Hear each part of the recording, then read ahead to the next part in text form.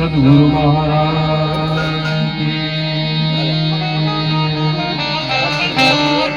રામચંદ્ર ભગવાન કી જય। કૃષ્ણ કનૈયા લાલ કી જય। ગુજરાનંદ મહારાજ કી જય। ઓમ નમઃ પાર્વતી પતે હર હર મહાદેવ।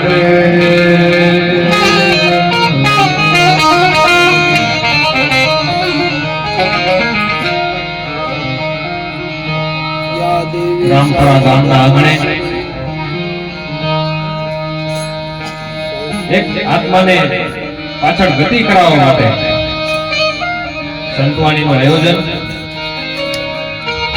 જે આત્મા આપણા વચ્ચેથી વિદાય લીધી છે, ભગવાનને એવી પ્રાર્થના કરી કે ઈશ્વર એમના આત્માને સદગતિ આપે। સાહેબ, જે આ દુનિયામાં આવ્યું છે એને એકલા એક દી જવું તો પડશે। મોટા હતા મહિપતિ, ગજબ હતા ગંભીર, સબર એના શરીર મહાણે દીઠા મેકરણ। ગીતા ગાઈને કૃષ્ણએ કેવી કરી એ સામળિયાના શરીરને મહાણે દીઠા મેકરણ।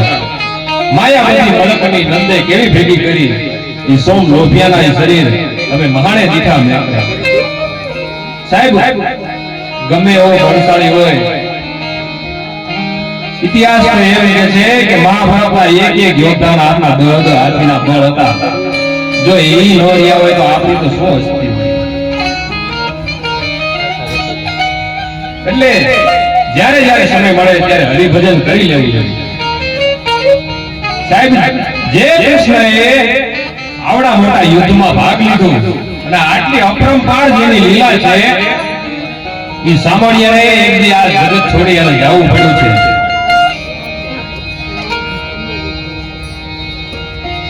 પણ જ્યારે હરિ નામ ભજીને તો મોક્ષ મળી જાય।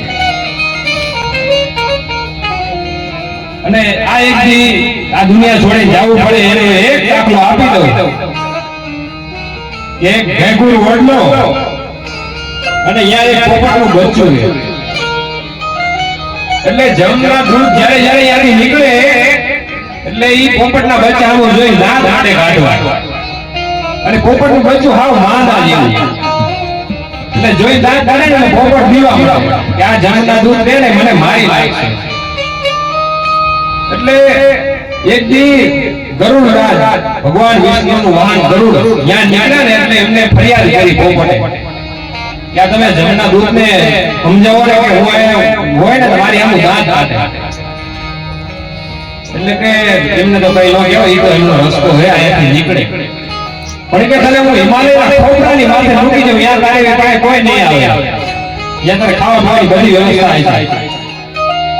પોપટને લઈ અને હિમાલયના ખોપરાની માથે મૂકી અને આવતું રહ્યું અને જમના દૂધ ભેગા થયા। એટલે ગરુડે વાત કરી કે તમે શું ઓલા પોપટના બચ્ચાને દૂધાવો છો, દાંત કાઢો છો? કે એમાં એવું નથી કે આવતીકાલે એનું મોત છે અને આ 3 દી ઉડે તો હિમાલયના ખોપરા ઉપર ન પહોંચે, આનું મોત હિમાલયના ખોપરા ઉપર લખેલું છે કે ત્યાં તો મૂકીને આવ્યો। તો કે હવે ગયો એમ સાહેબ, જ્યાં તમારે મારે દેશ છોડવાનો છે ને ત્યાં તો કોઈ પણ રીતે આપણે જવું જ પડશે અને પહોંચાડવા વાળા મળી જવાના।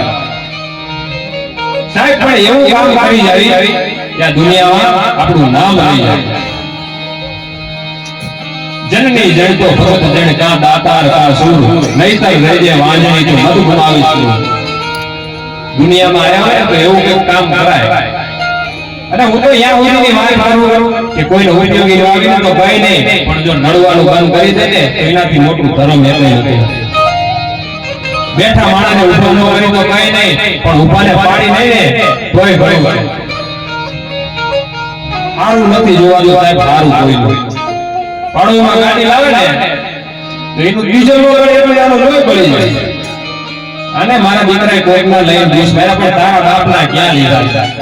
તારા પડોશમાં ગાડી લાવ્યો તો તારે કોઈ કામ આવશે। દુનિયાનું સારું જોતા શીખી જાવ સાહેબ. બાકી તો જેટલા મહાપુરુષો થયા છે એમના નામ આ દુનિયામાં રહી ગયા છે, કારણ કે કામ એવા વેપાઈ ગયા છે. જનની જણી તો ભગત જણ કા દાતાર કા સુર નહીતર રેજે માંજણી મત ગુમાવીશું. સાહેબ આ દુનિયા ભગતને કોઈ દી ન ભૂલી શકે, સુરવીરને ન ભૂલી શકે, દાતાર પુરુષને ન ભૂલી શકે, પણ એવું કઈ કામ કરી જવું પડે. સદગુરુ મહારાજ કી